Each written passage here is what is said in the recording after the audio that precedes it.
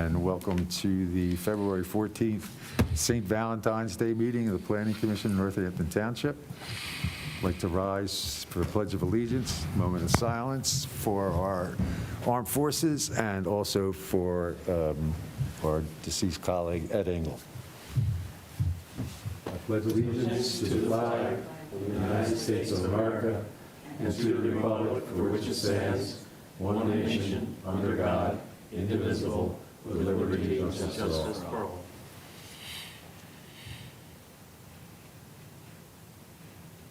Thank you all.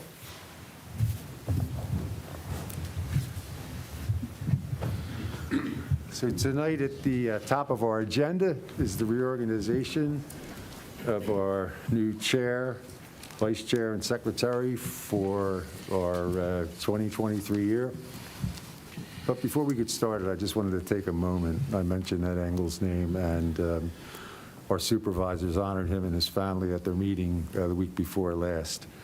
Ed served on this board, I believe he's in his 17th, would be in his 17th year now, and suffered an extremely untimely, tragic death back in November, right after our October meeting. Ed was a dear friend and neighbor of mine for over 40 years. And you might have seen him around the neighborhood in his truck, Holland Lawn Care or Ed Engel Lawn Care, taking care of people's lawns, throughout going back into the 70s, I guess. He had a big, huge house back off of Lower Holland Road where you'd see all his trucks parked up there. And I just wanted to say about Ed and his wife, Chris, they volunteered for everything. And Ed was a quiet, humble guy. I'm a better man for having known Ed, and we all are up here on this board. And if something was going on in Northampton Township, in the Holland area, Richborough area, Ed and his wife were volunteering. And Northampton is going to miss Ed and his time served. And personally, myself, I'm going to miss him. I know the people on the board here are going to miss him. So thank you for putting up with my comments about Ed. Okay. So do I have a nomination for someone to serve as chairman for the Township Planning Commission for 2023? I move Steve Saddlemeyer be appointed as president or chairperson Chairperson. Do I of have the a Planning second? Commission. I'll second. Okay. Do we have a vote? All in favor, say aye. Aye. Aye. I move that we appoint Steve Sotomayor as chairperson of the Planning Commission for 2023. Congratulations, Steve. Thank you. Thank you. Next, I need a nomination to appoint a vice chair of the Planning Commission for 2023. Do I have a nomination? I move that we appoint Paul Considini as vice chair of the Planning Commission for 2023. Thank you. Do I have a second? Second. Vote? All in Aye. favor? Aye. Congratulations, Paul. You've been appointed vice chair of the Planning Commission for 2023. Last but not least, I need a nomination for someone to serve as secretary of the Planning Commission for 2023. Can I have a nomination, please? I move that we appoint Mark Shapiro for secretary. Okay, do I have a second? Second? We have a voice vote. All in favor, say aye. Aye. Congratulations, Mark. Thank you. You're secretary of the Planning Commission for 2023. Steve, the floor is yours. Okay, let's party. No, that's, okay. Second item on the agenda tonight is the approval of the October meeting minutes. And I hope everybody had an opportunity to look at them. And are there any questions, concerns about those meeting minutes? If not, I'd like a motion to approve the meeting minutes. I make the motion to approve the minutes. Second? A second. All in favor? Aye. Aye. So moved and passed. Okay, on to the main business today, and this is the Scanlon subdivision. Request by the applicant to subdivide a 4.74 acre lot into a 1.9 acre parcel while converting an existing garage into a single family dwelling. and the remaining 2.84 acres will remain as an existing family dwelling. And I believe do we have people here today that are going to kind of take us through what you're planning to do? Why don't you go ahead and give the board a discussion as to what the plans are. Absolutely. Thank you. Joe Blackburn from Whistler Pearlstein here on behalf of the applicants, Robert and Barbara Scanlon, with respect to their pending application concerning the property located at 140 Chestnut Drive. As the chairman indicated, the subject property consists of approximately 4.74 acres and is located in the R2 single-family residential zoning district. As you'll see on the plan before you, the property is presently improved with a single-family detached dwelling, that being the larger of the structures, and also an existing approximately 2,800 square foot detached garage, which came into existence pursuant to zoning relief granted by this Township Zoning Hearing Board in or about 2016 to permit that garage in that size and that height and in that location.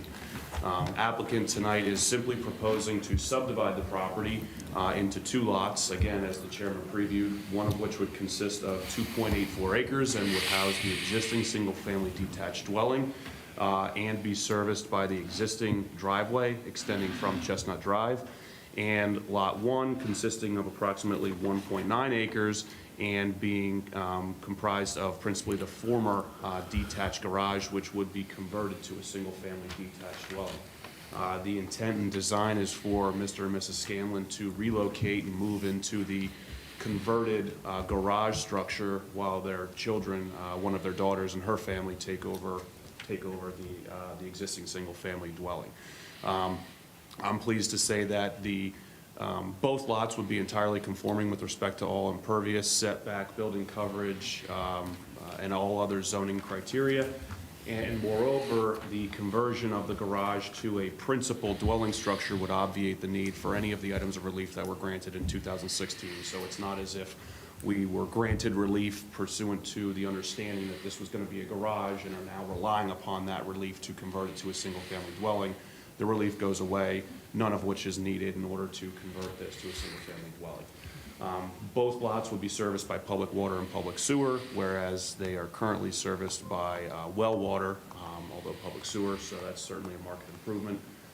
We are in receipt of the various township engineer and professional review letters, principal among them being the Gilmore and Associates review letter dated February 2nd.